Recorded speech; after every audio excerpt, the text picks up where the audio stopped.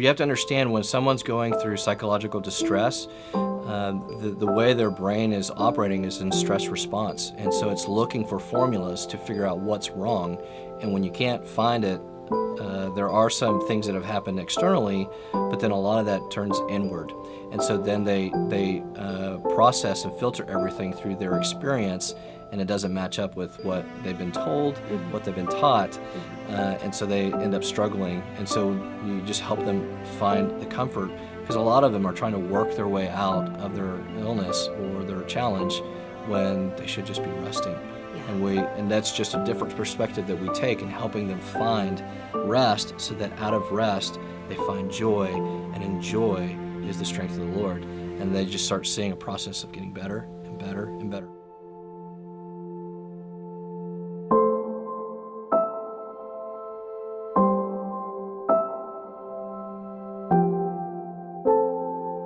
Hi, my name is Colleen Swindoll-Thompson, and I have the honor to introduce you to an incredible man named Joe Padilla. Hi. Joe, welcome. Thank you. Joe is the CEO and founder of Grace Alliance Mental Health Network. I think I said that right. Mental Health Grace Alliance. Mental Health Grace Alliance Network, there you go. And Joe has quite a story. We're living in a time where more than ever before, people are struggling with mental health issues, and the stigma we're finding in churches and in the community is so negative. A lot of people can't even talk about it, can they? Mm-mm. And so Joe's going to spend some time with me today and with you, and hopefully you will be encouraged. So, Joe, I'd love for you to start out with where this all began, because it just didn't pop up because you had a lot of head knowledge. Yes, no. This actually is a journey that was very devastating. Because of what mental illness means, or mental health, there's not a lot of understanding. And so usually when you're going through that, it's spiritualized. And so as ministers, we started out, my wife and I and our family started out in missions. So we spent 10 years doing that in Asia and Africa. And then we came back and helped with some overseeing some ministries locally.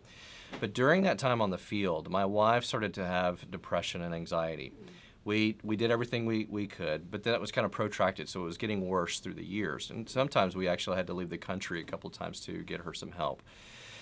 Because we lived in third world cultures, and there was a war-torn environment where we were in Africa, it's very common for missionaries to struggle with very situational depression. So we just thought, this is a very difficult place that we're living in. There's a lot of pressure. So naturally, because of the situation, my wife is having a hard time.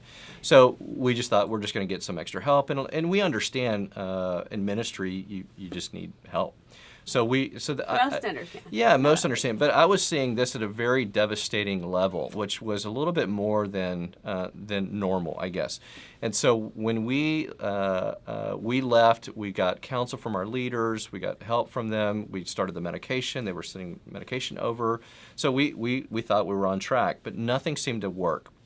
And really, basically up until about 10 years on the field, that's when the leadership said, it's time to come home and get some more help. So we just thought, we'll be back in America, it'll be easier. It'll be better. However, it got worse. And so then we got connected with a psychiatrist and a counselor and all of those things. And then we found out she was diagnosed with bipolar disorder. Okay.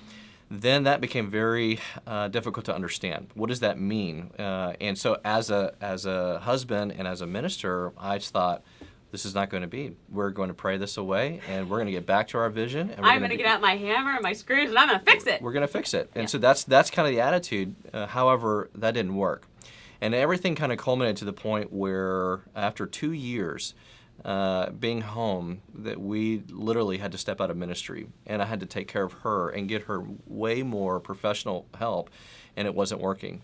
We had been suffering for 8 years in her journey and never finding anything that would work. You name it, we tried it as far as medication, counseling, and even counseling ministries. So there was nothing working. And during a time that she was getting very intensive professional care, I began researching. I kind of had a heart-to-heart with God, and then began this process of learning what is mental illness, what is this process. Why isn't our faith working? How come these ministries aren't working? How come we're in this process and never seeing any results? And even from my own place of, God, how come I'm praying and asking you and you're doing nothing? Okay, and he says, I'm going to be with you. I'm going to help you. I'm going to give you peace. I'm your Yes. shepherd. You're the sheep. And you're like, you know what? I am out here and you're not there. Right. And you feel all of that weight. How were your children? How was your wife at this time? Was she in bed? Was she in a location, in a hospital? Yes. So what happened for us and was that she did have to go to facility care, and that was it's very painful for our kids. It was very difficult for our kids going through this because here they have a loving mother, and now they don't know how to recognize her. They don't know how to emotionally connect with her, and it's very devastating. So as she's getting professional care, I'm taking care of the kids, and I'm walking them through all the emotions that they're going through. And I have 5 kids, so from the oldest being 13 down to 3 years old at that time, it was very devastating for them. And they're all girls. And they're all girls. And so, from laying down your youngest and saying, they're saying, where's mommy? And why isn't she laying me down? How come I'm not getting time with her? And trying to help a 3-year-old understand, well, your mommy's not doing well. And so I tried to use little pictures to help them understand what their mother would be going through. And then basically having to be like that all day. Wouldn't you be frustrated? Wouldn't you be exhausted? Wouldn't you be tired? Helping them try to identify emotionally with their mother, so not to keep looking at the difficulties that they're experiencing, but help them connect and have some empathy. Now you were coaching them. Who was with you? Okay, so this is where Ding, ding, ding. yes, this is where it gets a little interesting because I'm pretty black and white. I'm kind of, hey, I know vision, I know what we're after, and I love people, I love Jesus, and I want to share the message of Christ. And so that's what we were as a family and our mission. Now, when your wife is sick, your spouse, it kind of interrupts life and it gets a little frustrating. And it gets to the point where things are very destructive and you can't function. And so I was ready to give up. So destructive. Unpack that for me.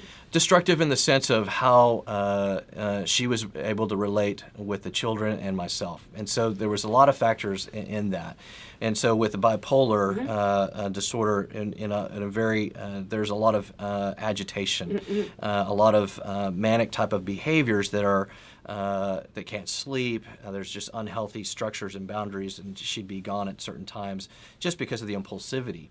Now that's just hard, and for the kids, and not. There's nothing dependable. There's nothing dependable. There's nothing consistent, and so I think that with that ongoing and going through this process was very, very difficult. So were you angry? I was absolutely angry. Yeah. Absolutely angry. I mean, I would be just terribly angry. Yeah, get better. Yeah, absolutely angry. And if not her, then to right. the Lord. Well, and yeah, because I think that there's it's not working. Yeah. And so I have been in ministry for up to about 10 years now, and 11 years, and I had seen some really incredible things. I had seen a lot of fruit within our ministries, within our training process of others. I had seen a lot of miraculous things within our ministry, but I wasn't seeing it at home. And that was a little confusing for me. And so that caused a lot of internal questions and a lot of doubt and questions with him. And so in that process, there was a family friend. And I was very reluctant to talk to him because I didn't want anybody to try to tell me how this is going to work. However, had you had people tell you how to fix it? Yes, I had this, more than one. Well, because I had been through all the counseling and all this and that, and so we got to look for this sin, we got to look for that. There's an open door here. There's all this, and really, from a scriptural basis, I don't see that. Because we're dealing with something that's a mental illness. So there's other factors that we have to look at in a holistic manner, not just look at the spirit is broken. It's a whole other topic and a whole other conversation. We'll get to it. Okay. So in this process, a family friend, we started talking. And she has a daughter that has a mental illness. And they had been through quite a difficult journey. But she was on the other side. So she was talking to me, and we talked for hours, and she brought me a lot of understanding, but she knew I wanted to give up and kind of move on. Okay, give up, leave the marriage, leave the kids, leave everything. I just wanted to take the kids and start a whole new life somewhere else. I was already out of ministry. I was done. I was frustrated with God, and basically, I just as human as you can get. So, so she says, Joe, do you know the story of David and Abigail? And I said, yeah, I know the story. She said, yeah, you probably taught it and stuff. So why don't you read that story, and then we'll talk tomorrow. Oh, no. So I said, well, I don't really want to read it. I'm actually quite angry, but I'll read it just because because I respect you. Okay, so I read the story, and as the story goes in 1 Samuel 25, Abigail's married to Nabal, who's a foolish and rude and evil man. David is on the run from Saul, and he and his men, and so they camp in Nabal's territory, and they actually protect the shepherds and do something nice, so David asks for hospitality from Nabal. Well, he refuses. So you have to understand, in this culture, if you refuse hospitality, that's like spitting on your face and slapping at you and cursing you. It is a huge, huge offense. It's not just, okay, well, forget it. I just didn't feel like it today. So, but it's very offensive in the culture. So David is obviously offended, and David basically tells his men, gird up your swords, because by morning there will be nothing left of this man and anything that belongs to him. Hello. So the servants get word of this, and they bring this news to Abigail, and they basically tell Abigail, we're all going to die. And so she prepares all the provisions and the hospitality and goes and intercedes and basically gives it to him, and basically tells him to stop and relent.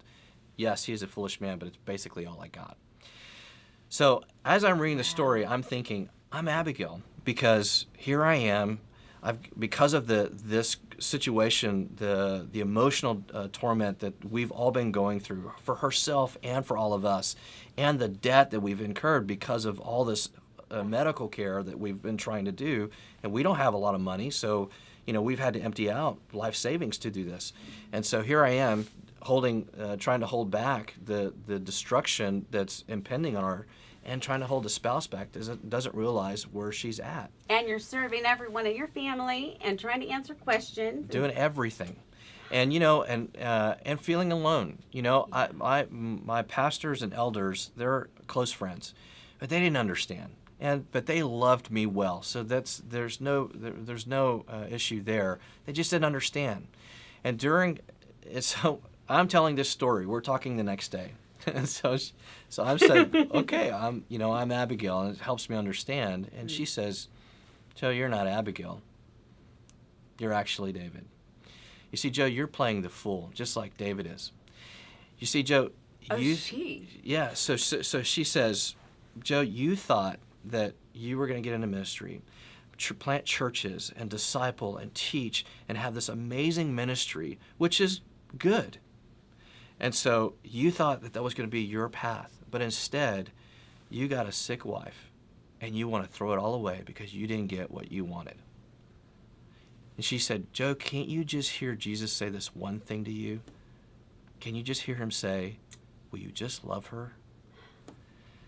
And I fell on my knees, and I wept, and I wept, and I wept, and I wept for about 45 minutes in a fetal position, shaking, just because of the hurt, the anger, the sadness, and losing my best friend.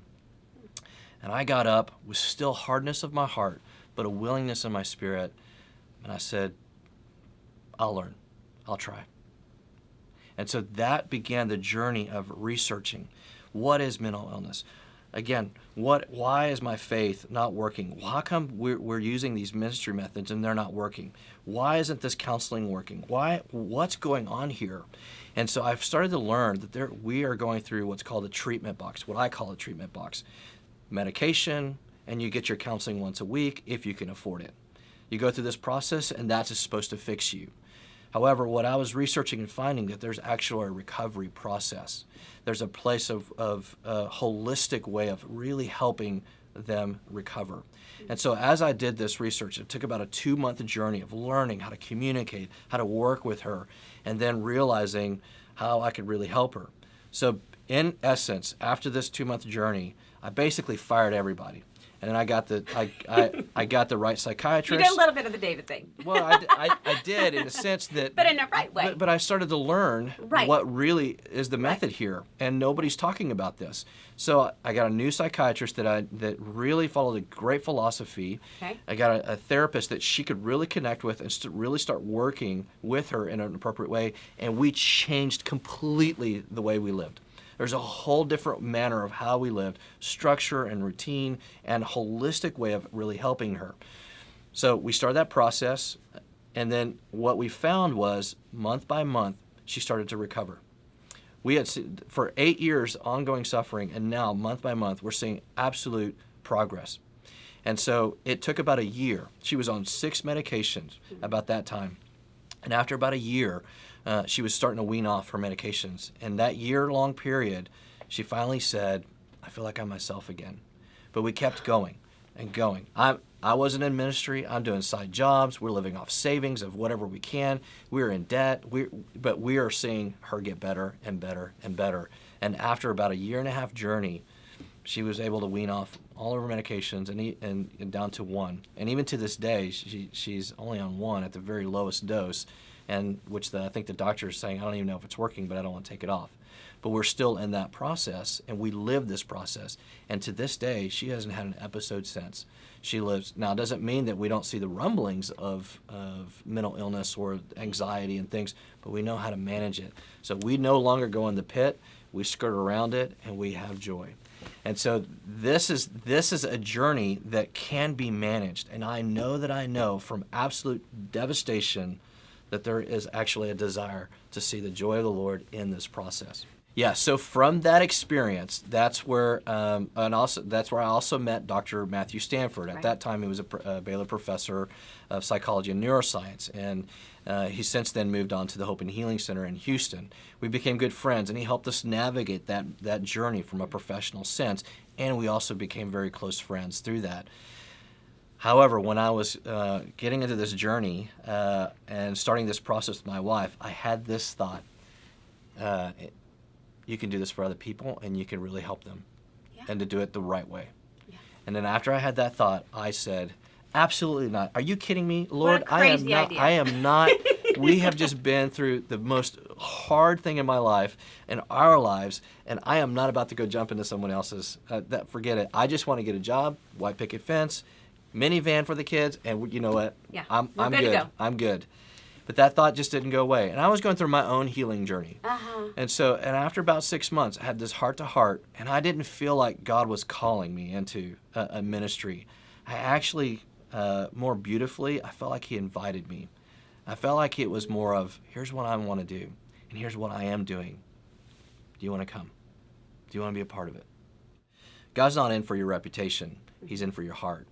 And that really came to terms when I lost everything. Yeah. And everybody's talking about this and that, and standing heart to heart with God and saying, Lord, it's not about my reputation, because you know where my heart is. You know where we stand, and I know where you are.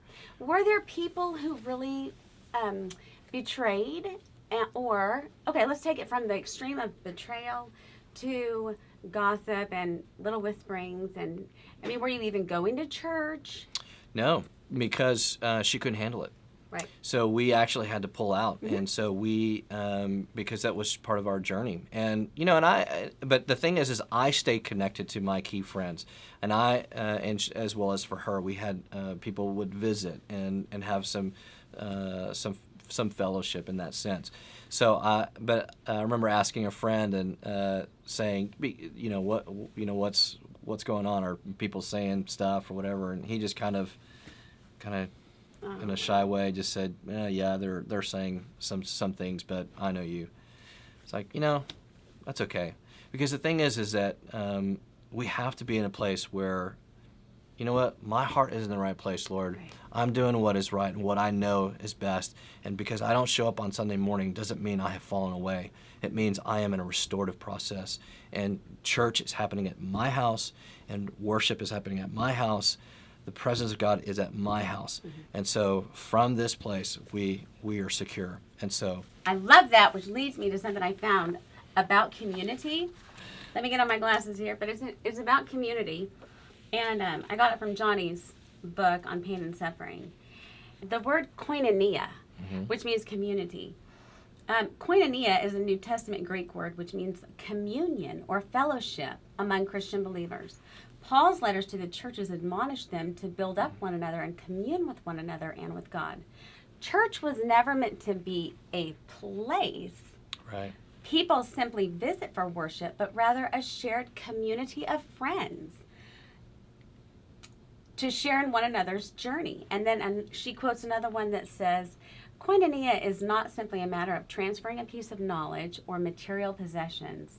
It contains a deeper sense of relationship. In biblical times, we also use it to communicate commitment, sacrifice, partnership, and even intimacy in marriage. And I didn't know that. So you were having church in your home to the best of your ability. I mean, I know with John, when things went from bad to worse, and I was at that I hate you, God place, I didn't go to church. And there were times where I didn't want to talk to him. Right. And I didn't. And that wasn't a real big surprise to him. He wasn't like, oh my goodness, let me contact all of our friends and tell them to come in. And he was like, I'm not going anywhere. I have you here because of something that you can't see, which is a bigger purpose. Which now lead us from you joining the Lord. So I can even hear it in your voice. This was my plan, but he asked me really to join him. What did that look like? Yeah, I think that I think I look at my journey in ministry. I think that because of where I came from, and I didn't grow up in a church, and I had a place of coming to the Lord myself, and I love Jesus, and I got into ministry because I felt like that's where He was leading, and so it's just my idea of ministry got really challenged, and I think a lot of those years were, in a sense, preparation. Sure. So now that this was a new door, in a sense, a new path for us.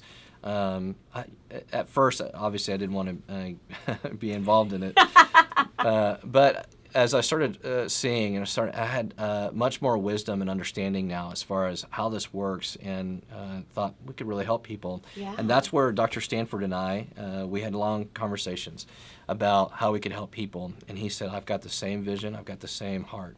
And I said, well, you know what, let's build this organization. And so he and I co-founded Mental Health Grace Alliance. And so we started it so that we could actually bring help for people. Because Dr. Stanford had done this research on mental illness in the church.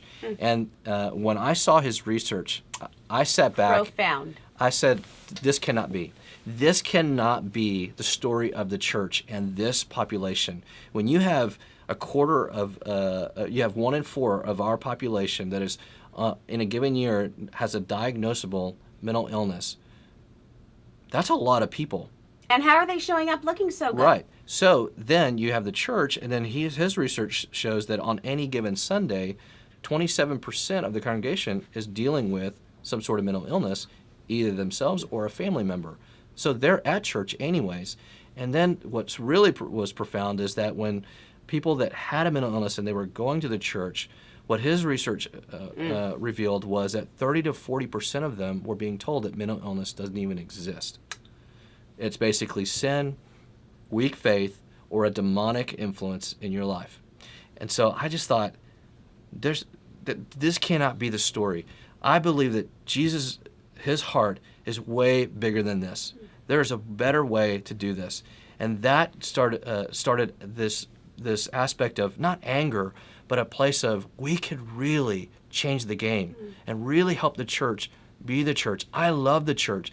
And because there's a lot of people that bash the church and want to really go after the church. Right. And I'm saying, no, don't go after the church. Let's help equip the church. Let's help the church be the church. I know tons of pastors on this topic. They just don't understand, but the heart is there. if we can really help them understand this topic, their church can really be a pioneer in this topic and in their community.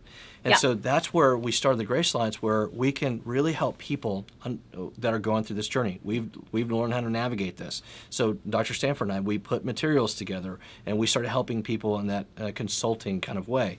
Then we developed support groups that can function in any church, and then having training that we can really change the way that the church thinks about this from a clergy and even from a congregation, so that it's not a scary topic, but it's a topic that can be addressed and actually see support and recovery. So, tell me a little bit about what you put together. Okay, so what we've put together is recovery. That is the essence of what we do. When Dr. Stanford and I sat down and said, what is the essence of what we do? And we basically said, anyone can recover and everybody has a role. And the issue is having people have access to recovery.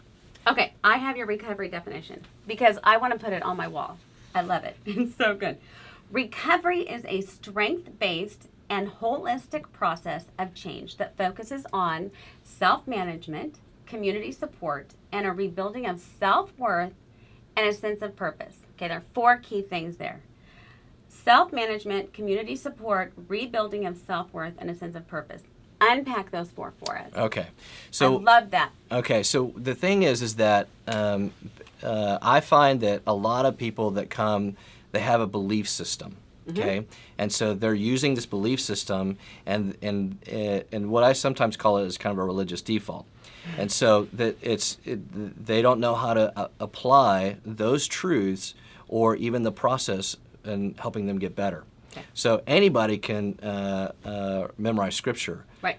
But what does it mean in the essence of recovery and deepening a place of comfort so that you get better? So from a faith perspective, that we can help people understand and unpack finding strength within the joy that's there in the scripture. And a lot of times that's getting away from what they've been told us. You've got to keep looking for sin. We got to keep looking at how to build your faith, and we got to keep looking for demonic influences in your life. And you're already so tired. Well, they're already so tired. So we have to say, look, the cross of Jesus Christ, when he said it's finished, I think he meant it. So there is a way to look at this from you've been made whole. Mm-hmm. Now let's see that wholeness manifest itself in such a way that it leads for brain stabilization, your life stabilization, and regaining ways of managing. So that doesn't mean that we're trying to eradicate the mental illness. That's actually that you can recover from that. So using a strength-based process of let's look at the strengths that we have here and how we can build with the person. Looking at the holistic focus of the person, where we look at all the physical process for their needs, the mental, the spiritual, and relationship, because our lives are encompassed within relationships. Right. And so through that, they learn how to the skills. What are skills as far as how do we stop the screaming that's going on inside our brain and even in our hearts? How do we manage that so that you find comfort and that you can find management? Okay, so would that be more of cognitive behavioral therapy? Yes. Or one aspect of it? That would be the therapeutic part, but that doesn't include the schedule and the routine. Right. Yes. It all works together. Yep. So you're looking at the cognitive aspect, and really we based the program and expanded it, obviously from a faith perspective, off of cognitive behavioral therapy. It's evidence-based therapy. We know, and research shows, it is the most effective. Profound. For any type of situation or challenge. Which is pretty challenge. biblical. Change your thoughts. You're going to change your life. Yes, the more that I read into psychology and do a lot of my own research, I find all the principles already in the New Testament, and as far as finding a whole life to live. And all we're doing, all that psychology's done is provided excellent new strategies on how to do that. And so when you can connect it with the meaning of where their covenant relationship with God is, it can actually be restorative in a lot of ways. So they're getting the management, they're getting community. Community is very huge. The research shows over and over that those that are involved in community actually recover faster than others. Okay, here's a big question. I'm just interrupting you, and I'm sorry, but this is huge Yes. in the population that I deal with, in caregivers' lives, and in the church. How do you find community and safe people when most of them are still under the umbrella thinking that they're going to fix you? It's your problem. How do you do that? Right. The thing is that they're 'Cause it's hard. Well, yeah, I know. It's the way I look at it is two ways. One is relationships and established groups. Connect with the people that have empathy for you. They may not get it, they may not understand, but they love you. They love you. They will serve you day and night. That was our pastors and my elders. They were our closest friends. They didn't understand everything, but by golly, they loved us unconditionally through everything. So start praying for that. Yes. That's a big one right there. So finding those key people, and it doesn't have to be 10 people. It can be 1, 2, but connecting with those relationships because they're life-giving. And making sure that those relationships aren't just always about the problems and just ruminating over those, but they're also a place of joy and life, balancing out life. I remember having a friend over, even for my own self-care, because I was going through this, and I had actually developed what's called situational depression, and I actually had to take medication for my journey. That happens a lot actually with Alzheimer's caregivers. Exactly. So I remember having a friend, and I had him over, and we played video games. I never play video games. I'm not even a video games guy. But he's one of the people that was on my staff. He's 10 years younger than me, and he wanted to play, and I'm a little competitive. Why not? So we played Mario Brothers for a couple hours. Had the best time. But we need that. So there's that relationship. The second one is establishing a group. That there are care groups that focus on these specific issues. That's why we created our groups. We have a family group that they get together and they get to validate that pain, but then also look at the promise of how things can get better in a practical sense. And then we have a group for peers that's called our Living Grace Group. And so that these are for anyone that's experiencing a mental health challenge. They can come to this group, learn what they're going through, get practicals of that recovery process, and then start and rebuilding a sense of faith. And then we have another group for trauma and PTSD.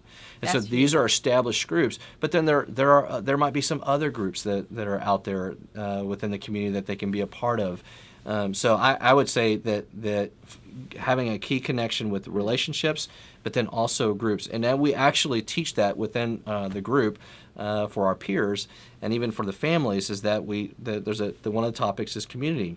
And we basically tell them it's not about how many times you can go to church on in the month. It's not going to church 7 nights a week. Right. It's about your relationships, and it's about where the key relationships in your lives, and in this group can be a place of community, that can be a place of healing, and that you can, when you get that confidence, you can go back into the church. You don't have to always stay isolated. You can go back into those other small groups or those groups, because when they see your recovery, you become the authority, and they start asking you the questions of how to provide more help and support and understanding. Well, because we want hope, we have to have hope. Exactly. And when you don't have hope, you don't want to go on. In fact, I just was telling you right before that every 30 seconds, a person commits suicide. Mm-hmm. And that was profoundly sad, which says we are very isolated, lonely people. Right. Another quote that I found that I thought was really helpful, and I think it's a premise to what you're saying with some of these groups, because in order to have, like you said, they didn't necessarily understand experientially what we were going through. Mm-hmm. They loved us through it. People can't understand experientially what it's like to have a child that has disabilities. But just come and hang out with me. Play. Exactly. I can't play any video games. But I'll go shopping as long as we want. But anyways, they didn't understand necessarily what it's like to feel exhausted or angry at my situation. But they loved me. Mm-hmm. And that, I think, is key. This says right here, on acceptance, even with the abundance of biblical teaching on the image and function of the church, we still fall into the trap of wanting our churches to appear successful and to have it all together.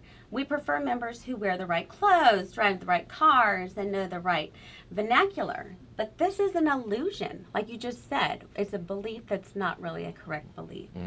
It's a misunderstanding, and we've got to understand our brokenness.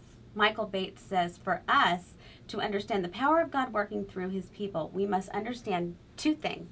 First, brokenness forces us to see God as the ultimate and only reliable source of power. And secondly, God, through the Holy Spirit, brings about brokenness in people he intends to use for his glory.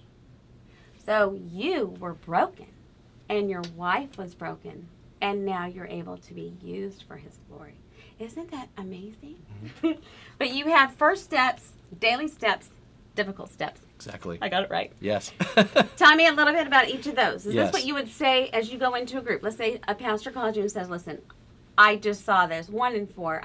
My heart's breaking. I want to reach my congregation. Right. Is this where you take them first? Well, actually, with those are the free resources that we have on our website, and we created those because oftentimes when I was going through this, they handed me books that were this big.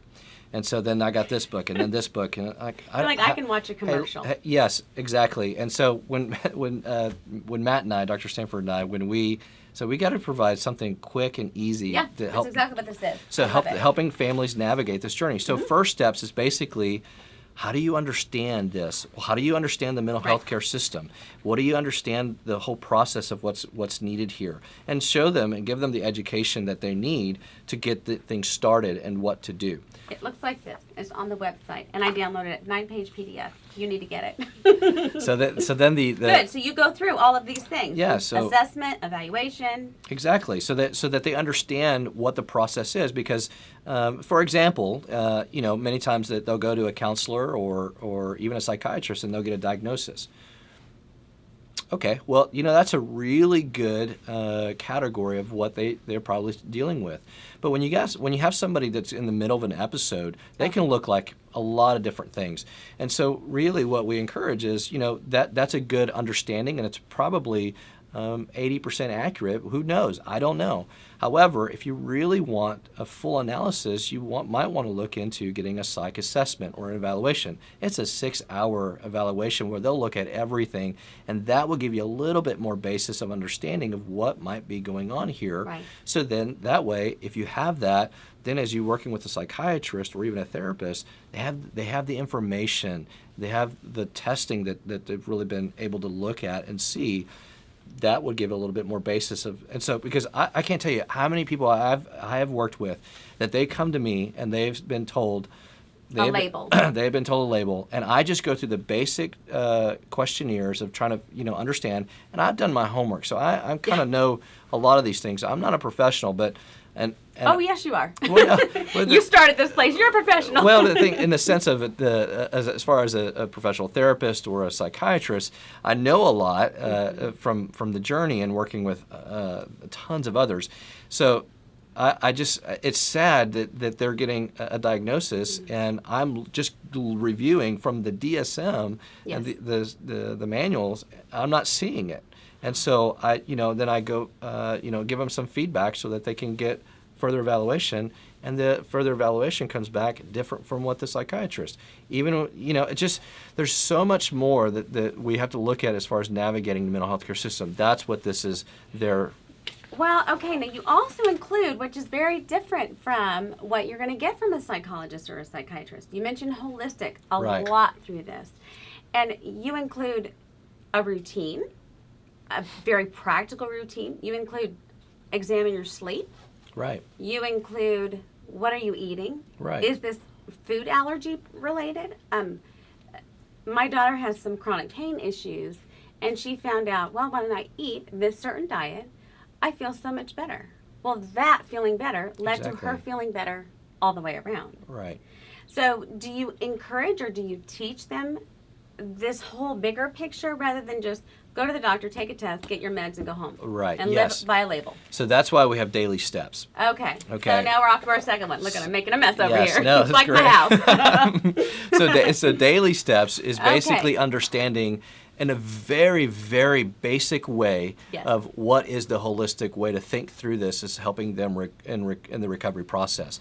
So as far as having a structure and routine, because a lot of them are isolated and just sitting, playing video games, watching TV, but giving them a little bit more full basis of a structure and routine, and they will do a little bit better. Okay, what about the person who just says, I can't get out of bed? Exactly. Then when we work within our program, in the coaching program, it's that we kind of based off these steps. It's actually our Thrive program, and it's our Thrive workbook.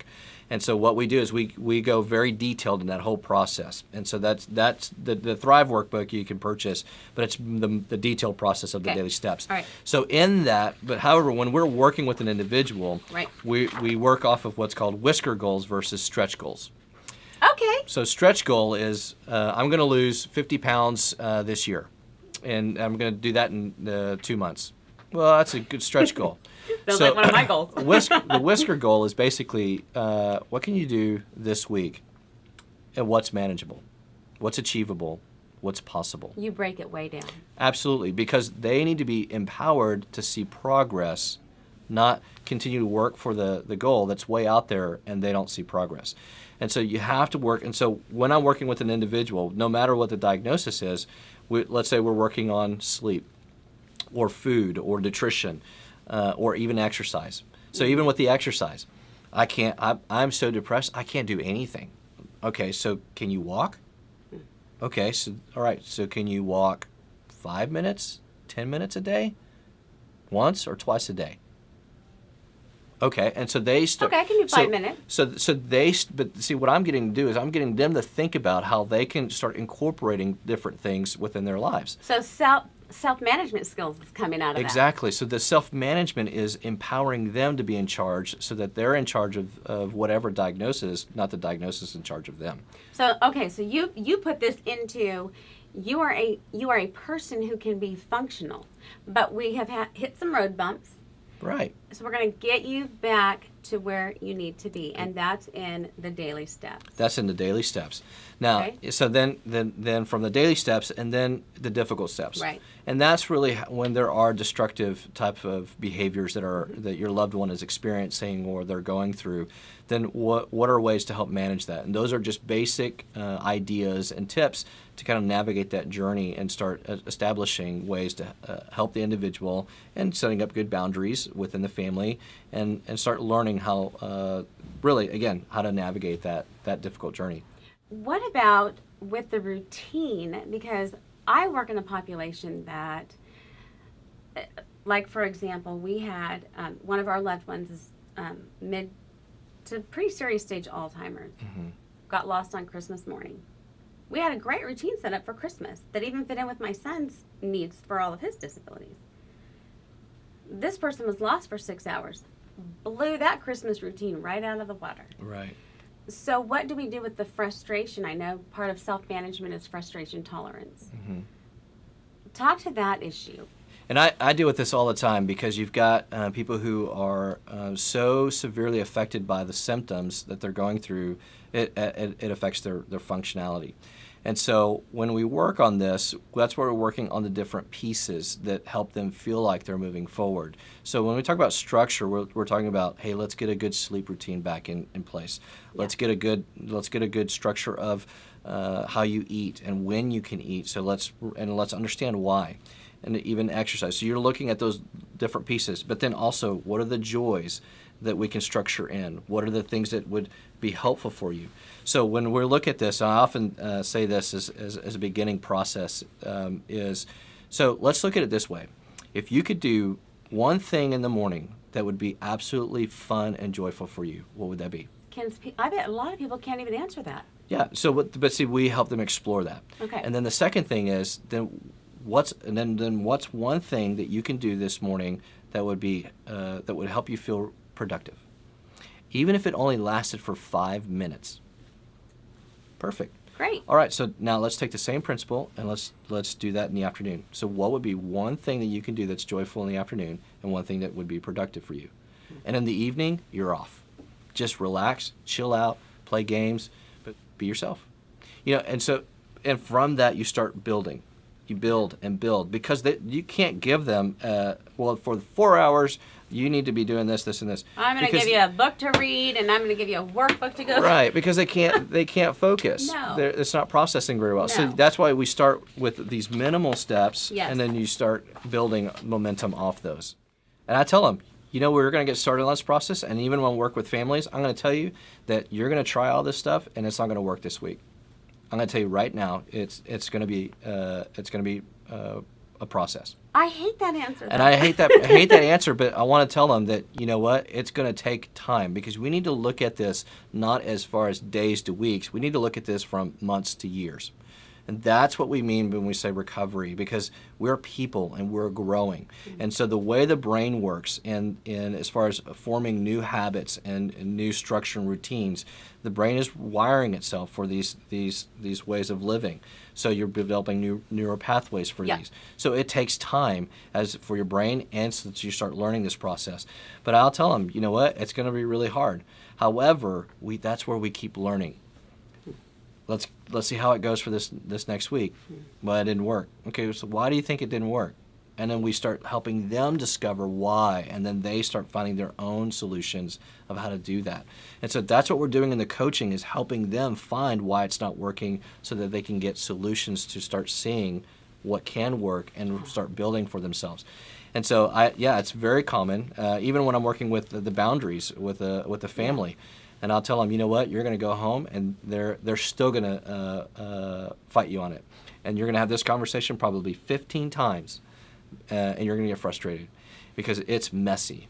It is absolutely messy. Yeah, you know what? I think that's why so many don't want to do it. Well, because our culture is, you do this, and it should work. And you show up at church, and if your kid's throwing a tantrum, oh my gosh, they need parenting classes. Yeah, no, it's just How about? And hey, look, I just say, hey, look, was it messy for Jesus when he went to the cross? Was that absolutely messy? But you know what? He came out on the other side with victory and a few scars. You will too. Yeah. So let's go. And there's purpose in this, and nothing can be worse than where you are right now. Absolutely. Now, you do have in your stuff communicating with your loved one what to do and what not to do. All right, yes. Talk to me about that, because this is not only for those who are struggling, but those helpers. Yes. What helps and what does not help at all? Yes, this communication tool is what we teach in the groups. We keep the groups very practical, very educational, psychoeducation, but very tools-based, practicals. So this is the communication tool that we actually train in the family group, so that they learn how to communicate with their loved ones. But we also train it with our leaders and even church leaders. So the tool basically is, how do you communicate with somebody that's having distress, or they're having a difficult time? And so we always tell them what not to do, and that is, don't try to reason or correct them, okay? Because they're in reactive mode, and so you're trying to reason them out of the way they feel. And their neurological pathways are going bing, bing, bing, yeah, bing. no, absolutely. It's not going to work. So so really, it's kind of this reason and correct, and you're basically, what you're doing is you're setting yourself up as the authority, and for them to obey you. And so it's a control game. And so they might be having, unfortunately, some manipulative behavior, but the way you respond can be very manipulative in the way you respond as well. And so you end up in this power control, trying to see who's going to be in control. And so, because it's really the way you communicate is trying to get them to be quiet and not disturb you, because it's disturbing your peace. Okay, so then how do we help them? How do you communicate? And so what we encourage in that process is looking at validation, affirmation, and reconcile. Okay? So validate. This is basically my take on the reflective listening type of thing, but just breaking it down a little bit. So validate basically is being able to hear what they're saying and read the emotions of what they're expressing. So you're looking at verbal, nonverbal. You're looking at all the whole constitution. So so this is kind of the active listening portion, where you're able to listen to what they're experiencing as far as emotionally, and you're able to repeat that back to them. The affirmation is really looking at a strength-based approach, where you're looking at, okay, that's negative, but then what's the positive about that? How can I see the positive element of that? And then the reconcile, which basically means to restore harmony. Okay? So how do we restore harmony? I don't have a solution, but how can we at least land somewhere where there's some harmony in this. And we always just say, that's where grace is a process. And so validate is, hey, I can hear that you're really frustrated. That must be so angering or whatever. Because once you validate somebody, Yes. it immediately diffuses Yeah. the intensity of their emotions. That's why we have to validate. I can see, yeah, that's frustrating. That's really horrible. The affirmation is what a lot of people miss. Okay. And they usually just validate, yeah, I can see that's frustrating, that's very difficult. But we've got to get going here. You've just got they just dismissed it then. Right. So they say, and so usually when this tool, what not to do is you never use the word but, because every time you use but, I can see that you're having a hard time, but we need to look at this, this, and this. Basically, it's saying I discounted everything I just said. Exactly. So you have to use and. So in this tool, what you're doing is you're validating their pain and then affirming them. The affirmation piece is, you know what, I respect you because you're being honest and forthright with how you're feeling, and I can really respect that, and I can see in what you're saying you're really wanting to get better. Wow. So, you know what, it's going to be grace upon grace to get through this, and I'm going to walk with you through this. I love you, and let's walk this through together, and let's find the solutions we need. You're done. But this is somebody who's suffering. You're helping them come to a place of rest, Right. comfort, and let's walk this process through. Right. So that's the basic aspect of that tool. That's fantastic. Now I read somewhere, I think it was in your material this morning, about we accept people who have broken bones and broken legs. And we can say, oh my goodness, I can see how much you're hurting, and I want to help you. Why don't I bring this to you? Okay, that's for a broken leg. A broken brain, we're not allowed to have that. Right. And so by using this tool, you're validating, I can see that there's pain. Right. And you're wanting to get better. Right. Some of it is practical too. Yeah, it's all very practical. So in the Thrive workbook, that we go through every section of life. And the physical, we cover sleep, exercise, nutrition, and even relaxation techniques. Let's just breathe. You're holding really tight. So if you breathe, we can try to diffuse this. Just helping with a real gentle. So we're always helping them with it in the sense of remain gentle. Containing, yeah. So that we're helping them through this process. So I think it's the expectations that they get from the church, from families, because they have to perform to get better. And let's just take them for where they're at. I can get it. I remember before my son was diagnosed with some of his things, I would try everything, this worked with his siblings. Right. How come it's not there? And then when I knew, it was like, why was I such a jerk? I felt that way because I had been, and I hadn't been understanding. I wanted him to fit into this, and this is how you raise kids. And no, this is how I raised my John. This is how I raised my Ashley. Exactly. This is how you are as a husband to your wife.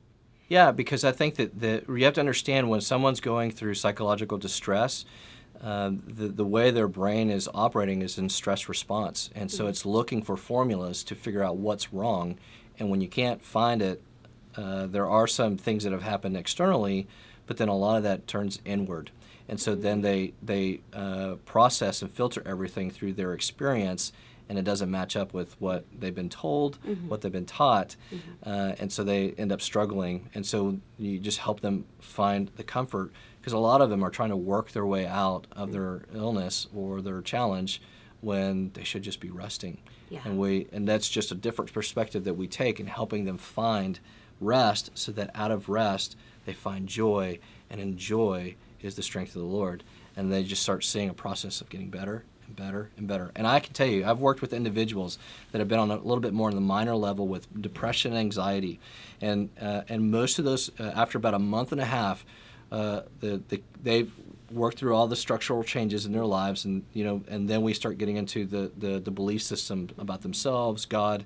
And what was very interesting is that when we would see this transforming of ideas, renewing thoughts, and really finding a better perspective of what their relationship with God really means rather than expectation of works, their anxiety actually diminished.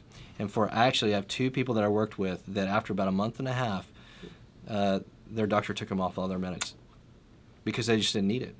But because they had been living with such a strong and harsh perspective of God, that no wonder it was reinforcing their anxiety, and they didn't see it. So we were able to see it, they were able to understand it, and find more rest for themselves, and then they were able to get better and better. And those individuals, they haven't come back. As we close, Joe, can you talk to the many people who are saying, I've tried all that. I'm in a pit. I'm corresponding with several right now who said, I don't want to go on because I've tried it all. You don't understand what it's like to live like this. Mm-hmm. Can you just breathe hope into their lives for a minute? Yeah. So, right here? You betcha. Okay. Well, I want to tell you that there is hope. And hope doesn't mean that you have some wishful idea. Hope is actually connected to a promise. And I want to tell you that God does have life for you. There is a way out of this, and there is a practical process to look into.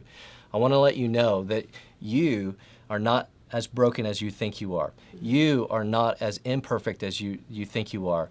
The way that the Father looks at Jesus is the way He is looking at you. There is a way through this. There is a hope that you can put in place for you and your family so that you can see life get better. You don't have to stay in the pit. The expectations that others have put on you, you can actually put those to the side and start seeing ways of new promise for your life. There is a place for you to get better. Anybody, I know that anybody can improve and actually see great recovery, and everybody has a role in it. Now that you know there's hope, what's going to hold you back from seeking a life that maybe you've never even dreamed of having?